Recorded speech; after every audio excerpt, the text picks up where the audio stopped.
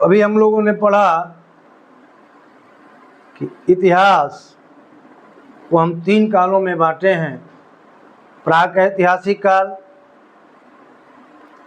आद्य ऐतिहासिक काल और ऐतिहासिक काल। Pre historic period, proto historic period और हिस्टोरिकल पीरियड। अब हम आप लोगों से पूछेंगे कि जो हमारा प्री हिस्टोरिक पीरियड था, प्राक ऐतिहासिक काल था, तो उस समय लोगों के बारे में कैसे पता करते थे। जैसे मान लीजिए उस जमाने का कोई सिक्का मिल गया, सोने का सिक्का हो, तो हम ये बता सकते हैं कि उस जमाने के लोग सोने के सिक्के का प्रयोग करते थे। अगर मान लीजिए सोने के सिक्के पर किसी घुड़सवार का चित्र आ गया, तो हम कहेंगे उस ज़माने में वहाँ का जो राजा रहा होगा, जो सिक्का चलाया होगा, वो बहुत अच्छा घुड़सवार रहा होगा, या वो अपने किसी पूर्वज जो रहे होंगे उनके घुड़सवार रहे होंगे तो उनके नाम पर सिक्का चलाया होगा। ये सब कल्पनाओं का विषय है और हम अपना अनुमान लगाते हैं। और ऐसा नहीं कि इतिहास का मतलब ये होता है कि हम जो कहते वही बात सत्य है। एक ही बिंदु को देखने के लिए इतिहासकारों का भिन्न भिन्न मत होता है। अभी आपके स्क्रीन पर दिखाई दे रहा होगा, ये ब्राह्मी लिपि है। अभी जो हम लिपि पढ़ते हैं वो देवनागरी लिपि है, हम हिंदी भाषा में पढ़ते हैं। ये ब्राह्मी लिपि है, ये सम्राट अशोक के काल का लिखा है। ये अभिलेखों पर मिला हुआ है, लुम्बिनी अभिलेख में मिला हुआ है, इसको आप देख रहे होंगे। तो हम अब कह रहे थे कि अतीत में एक ऐसा भी युग था जब मनुष्य लिखना पढ़ना नहीं जानता था। उस समय का पता कैसे लगाया जाता है। There was a time in the past when humans did not know how to write. How do they find out the time? उस समय का हम कैसे पता लगाते हैं। तो उस समय का हम पता ज़मीन के अंदर जब खुदाई करते हैं और खुदाई में जो वस्तुएं हमको मिलती हैं, तो वस्तुओं को देख करके हम अंदाज़ा लगाते हैं, ऐसा ऐसा रहा होगा। अब that time is ascertained on the basis of the object obtained by digging from inside the ground. That time age of the object कैसे हम पता लगाते थे, is ascertained with the help of carbon 14, carbon 14 के आधार पर हम पता लगाते थे उस ज़माने की चीज़ों के बारे में, कितना समय हुआ, क्या हुआ, कैसे हुआ। अब एक सवाल उठता है, आज हम किस पर लिखते हैं, किस पर, कागज़ पर। ठीक है, कागज़ पर लिखते हैं। क्या हम हमेशा कागज़ पर लिखते थे? नहीं। जब हम हमेशा कागज़ पर नहीं लिखते थे तो किस पर लिखते थे? अच्छा आप बताइए, कागज़ का आविष्कार कौन किया, कब किया?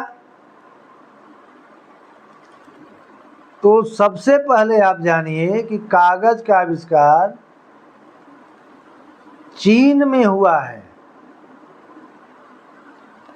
और चीन में कोई कहता है कि 201 ईसा पूर्व में हुआ है, कोई कहता है कि 105 ईस्वी में हुआ है, लेकिन हुआ चीन में ही है। चीन के राजा का एक अधिकारी थे जिनका नाम काइलून था। तो उन्होंने पेड़ की छाल, कपड़े के चिथड़े, ये जो भांग के अवशेष, मछली पकड़ने वाली जो जाल है उसके अवशेष, इन सबको पानी में भिगो करके लुगदी बनाकर और उसको पूरा निचोड़कर फैलाकर सुखाकर कागज बनाया था। अब सवाल है कि भाई चीन में कागज बना आज के 2000 साल पहले, तो चीन से कागज की वह विधि दूसरे देशों ने कब प्राप्त की? कागज बनाने की विधि चीन से दूसरे देशों ने कब प्राप्त की? This is the question. When did other countries acquire the method of making paper from China? China से पेपर बनाने की विधि दूसरे देशों ने कब प्राप्त की? तो 6वीं शताब्दी में कोरिया, 8वीं शताब्दी में इस्लामिक देश, 11वीं शताब्दी में Europe.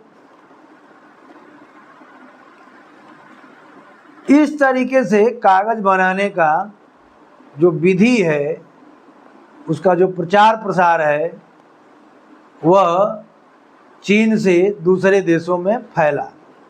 The method of making paper reached Korea in the 6th century and the Islamic countries in the 8th century and the Europe countries in the 11th century। तो इस तरीके से यह जो इनका कागज बनाने की विधि थी चीन के द्वारा, वो दूसरे देशों में फैली। अब प्रश्न हमारा ये है कि ठीक है, कोरिया में फैल गया, इस्लामिक देशों में फैल गया, यूरोप में फैल गया, लेकिन हम पड़ोस में हैं, तो हमारे यहाँ कागज बनाने की विधि कब आई?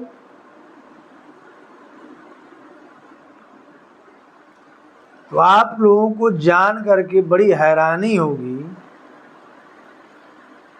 कि हम लोगों को कागज बनाने की जो विधि का ज्ञान हुआ, वह चीन के द्वारा नहीं हुआ है। कोई चीन का व्यापारी आके हमें नहीं बताया है, कोई चीन का राजा महाराजा, कोई चीन का दूत नहीं आकर के बताया कि ऐसे कागज बनता है। कौन बताया? वही 13वीं शताब्दी में जिस समय इस देश की हुकूमत पर दिल्ली में सल्तनत युग था, राजपूतों का समय का दहिंड हो रहा था, समाप्ति हो रही थी, और उसी काल में तुर्क और मुसलमानों का जो आगमन हुआ था और वो पुष्पित और पल्लवित हो रहे थे, उस काल में अरब के मुसलमान जो व्यापारी थे, उनके द्वारा भारत में कागज बनाने की विधि लाई गई।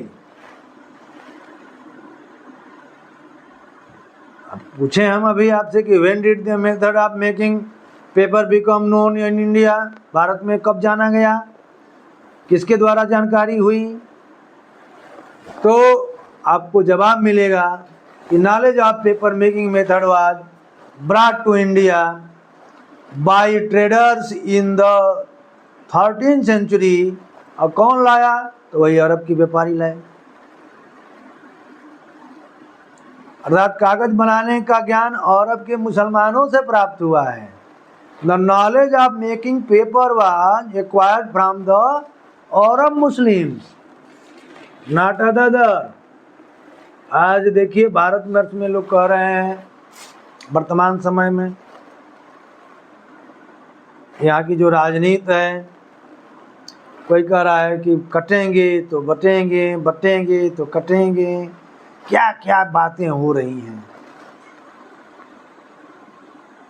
लेकिन ये भारतवर्ष है, यहाँ जो जो आया है वो भारतीय हो करके ही अपने ज्ञान विज्ञान से इस धरती को सिंचित किया है, जैसे आप लोगों को भी पता चला कि जो कागज़ बनाने का ज्ञान है यह हमको अरब के व्यापारियों द्वारा प्राप्त हुई।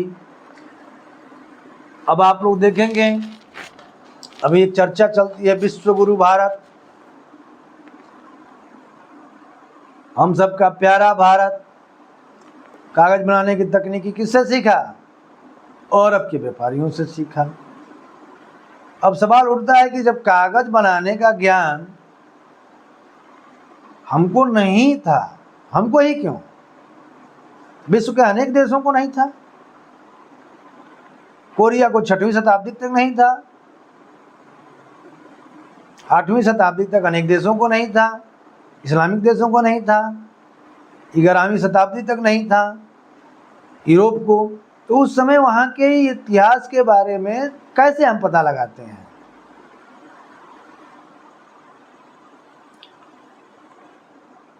भारत के परिप्रेक्ष्य में बात किया जाए तो प्रश्न उठता है कि 13वीं शताब्दी के पहले भारत के इतिहास को कैसे जाने?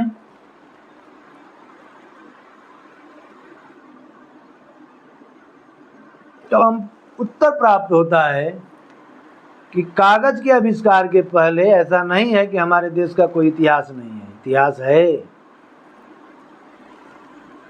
उस समय हमारे देश का जो इतिहास है तो उसको कहाँ लिखा गया?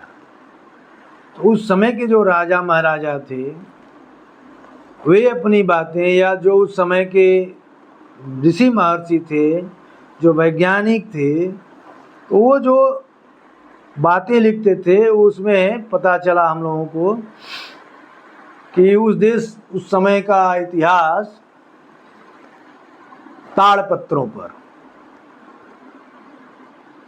भोजपत्रों पर, ताम्र पत्रों पर, स्तंभ लेखों पर और शिलालेखों पर लिखा गया है। उस जमाने में जो लिखा गया है वो आज हमको मिल रहा है, उसी के आधार पर उस जमाने का हम अवलोकन करते हैं। ताड़पत्र क्या है? तो ताड़ के पेड़, जो पाम ट्री जिसको कहते हैं, the bro palm tree leaves. और भोजपत्र क्या है? तो भुर्ज नामक एक जो पौधा है जिसको हम बिर्कबार्क कहते हैं, तो उसकी पेड़ की छाल को। ताम्रपत्र क्या है? वो पीतल के जो छोटे छोटे पतले पतले पीट पीट करके चौड़े चौड़े टुकड़े बनाए गए थे। स्तंभ लेख क्या है? तो स्टोन पिलर जो है, पत्थर के खम्भों पर जो लिखा गया है वो स्टोन पिलर है। शिलालेख क्या है? तो वही है शिलालेख, चौड़ी चौड़ी चट्टानों पर कुछ बातें लिखी गई हैं। तो इन सब चीज़ों से हमको उस ज़माने के इतिहास के बारे में पता चलता है।